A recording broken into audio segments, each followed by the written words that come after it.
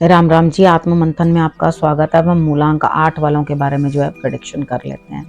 मूलांक 8 वालों के लिए स्प्रेड क्या कहता है, अच्छा कहता है तो आगे बढ़ जाओ, नेगेटिव कहता है तो मैं हूं ना, आपको मोटिवेट कर रही हूँ, आपको समझा रही हूँ, आपको बता रही हूँ किस तरह से आगे बढ़ना है। अब आपने करना क्या, देखो आप ही लोगों में से कोई ना कोई लकी विनर चुना जाता है। हर हफ्ते मैं एक बंदे को चुनती हूँ।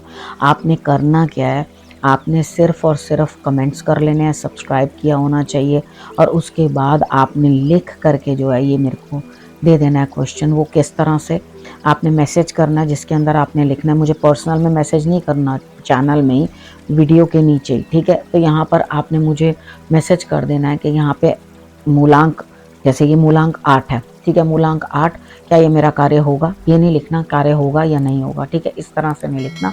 तो आपको पता चल गया किस तरह से आपने क्वेश्चन लिखना है, तभी आंसर मिलेगा। और बहुत लंबे लंबे क्वेश्चंस मत लिखिए, टू द पॉइंट, जो समझ में भी आए और आसानी से मैं एक ही चीज़ पूछिए, ठीक है।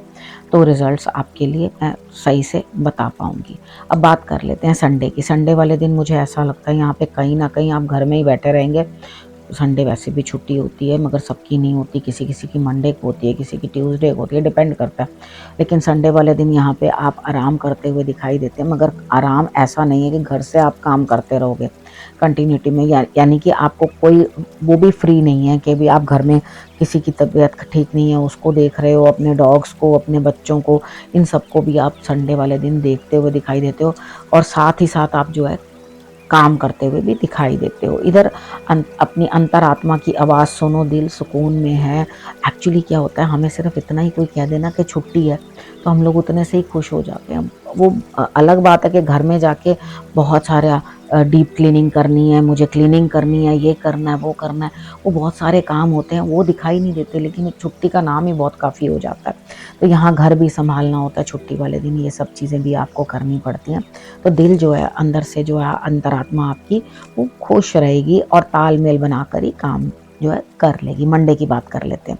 मंडे वाले दिन भी मुझे ऐसा लगता है सभी काम पूरे होते हुए, लेकिन बहुत ताकत के बाद, यानी कि बहुत मेहनत के बाद। ऐसा नहीं है कि चुटकियों में आपने कुछ किया और काम पूरा हो गया, यानी कि खूब मेहनत आपकी खा जाएगी वो चीज़ और तभी आपको जो है रिजल्ट देगी।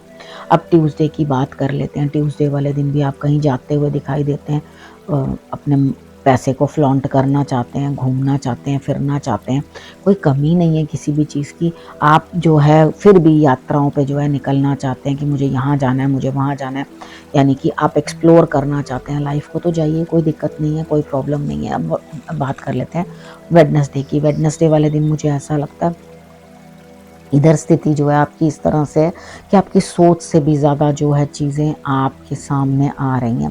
प्रेम प्यार के साथ समय बीतता हुआ दिखाई देता है। जीवन साथी के साथ अगर आप बैठ रहे हैं तो भी, और अगर कोई इस तरह का इंसान है जो आपको बहुत अच्छे से समझता है, आपकी बातों को समझता है, तो आपने वो भी जो है चीज़ों को जो है समझ लेना है और आगे बढ़कर भी कार्य करना है, ठीक है। अब बात कर लेते हैं थर्सडे की। थर्सडे वाले दिन मुझे ऐसा लगता है कि यहाँ कुछ ना कुछ स्थिति को आप कंट्रोल करते हुए दिखाई देते हो और उसके बाद आपके लिए जो स्थिति बनती है वो यहाँ पर ऐसी है कि घर के कोई ना कोई काम निकल के ही आ जाएंगे। इतना रोकने कंट्रोल करने के बाद, इतनी चीज़ों को स्पिक एंड स्पैन रखने के बाद भी आपको कोई ना कोई चीज़, कभी घर की दवाई, किसी कोई और परेशानी, अचानक पानी का कुछ हो जाना या किसी की हेल्थ इशू हो जाना, धन की किसी चीज़ की, वैभव की कोई कमी नहीं दिखाई देती। यहाँ पे बस ड्यूटीज़ हैं जिनको कंप्लीट करना है, वो कोई ना कोई काम निकल आएगा और वो आपको करना ही है। फ्राइडे की बात कर लेते हैं।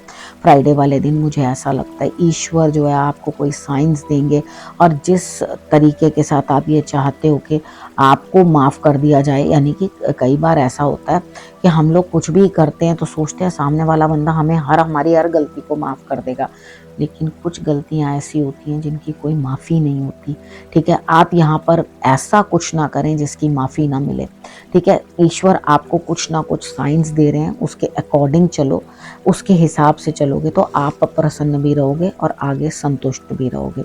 यहाँ पर आप अकेलापन महसूस करोगे। देखो जो शिवलिंग वाला मैंने आपको उपाय बता रखा हुआ है उसको आपने इस दिन कर लेना है। बर्फ़ का शिवलिंग जो है उसका उपाय आपने कर लेना, तो आपके लिए रिजल्ट्स जो है वो बेटर रहेंगे। अब बात कर लेते हैं सैटरडे की। सैटरडे वाले दिन मुझे ऐसा लगता है यहाँ पे कहीं ना कहीं स्थिति इस तरह की आपकी बनती हुई दिखाई देती है कि आपको कोई बेटर चॉइस नहीं मिलेगी। और मैं ये कहूँ कि आपने उसके लिए किया भी कुछ नहीं जो आपको बेटर चॉइस कुछ मिले। यहाँ पे कार्ड्स दिखा रहे हैं, हालांकि मैं आपको इन पर्सनल तो जानती नहीं हूँ। तो यहाँ पर ये क्या चीज़ है कि आपने उस चीज़ के लिए मेहनत नहीं की। जब आप किसी चीज़ के लिए मेहनत नहीं करते तो आपको जो प्राप्त होता है उसके साथ आपको गुजारा करना पड़ता है। कहने का अर्थ है फिर आप चॉइस नहीं कर पाते किसी चीज़ के अंदर। Beggars are not choosers. इसका मतलब ये नहीं है कि मैं आपको बेगर कह रही हूँ, यहाँ पर इसका मतलब एग्जाम्पल देने का मतलब ये है कि जब हम बेकार की ज़िंदगी जीते हैं तो फिर हम उसमें चॉइस नहीं कर सकते अपने लिए। ठीक है, जब आपने अपने किसी भी कार्य की तरफ तवज्जो नहीं दिया, ध्यान नहीं दिया, तो आप चॉइस किस तरह से कर पाओगे। ठीक है, थोड़ा इस चीज़ का ध्यान रखना पड़ेगा। बाकी आपके लिए इमोशनली भी इतना अच्छा दिन नहीं है। शंकर भगवान पे जल अर्पण करना जो है आपके लिए विशेष रहेगा, कर लीजिएगा।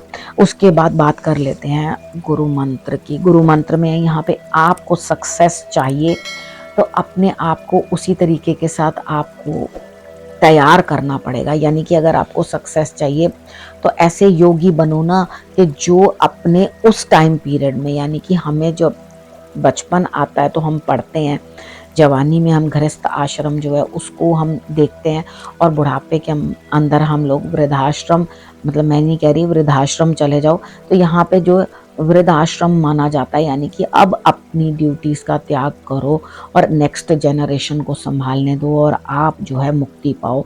इसका अर्थ ये होता है आप हरि नाम लो, हरि नाम जपो और उसके बाद चीज़ों को छोड़ दो। अगर ये सारे जो पड़ाव हैं आपने जीवन में पूरे सही तरीके के साथ निभाए हैं तो डेफिनेटली मुझे ऐसा लगता है कि हम लोग जो हैं फ़ायदे में रहेंगे, क्योंकि हमें हर चीज़ को जो है तरीके से चलना है, करना है, और तभी हम आगे बढ़ जाएंगे। लेकिन यहाँ पर हम क्या करते हैं, ये हमारे साथ ऐसा हुआ, वैसा हुआ, वैसा हुआ, ये सब करते करते अपनी ड्यूटीज़ को कहीं छोड़ देते हैं। अब जो हो गया सो हो गया, छोड़ो उसको। ठीक है ना। अब जो बेटर कर सकते हो इस समय, अगर एक फेज ऑफ लाइफ आपका निकल चुका है, अब जबरदस्ती वो बचपन वाले फेज में तो नहीं जा सकते। अब उसके बाद अगर जवानी निकल चुकी है तो हम बुढ़ापे से जवानी में तो नहीं जा सकते। तो जो फेज चल रहा है उसको एक विजडम के साथ जियो और समझ के साथ आगे बढ़ो, क्योंकि जो हमारी एज हमें एजिंग जो है वो हमें सिखाती है, मैच्योरिटी सिखाती है, चीज़ों को समझना सिखाती है, तभी हम लोग आगे बढ़ पाते हैं। ठीक है, अब आपको समझ में आ गया मैं आपको क्या समझाना चाहती हूँ। अब आपने करना क्या है, आपने रखना अपना और अपनों का बहुत अच्छे से ध्यान। अगले हफ्ते मेरे आने का करना इंतज़ार। तब तक के लिए नमस्कार।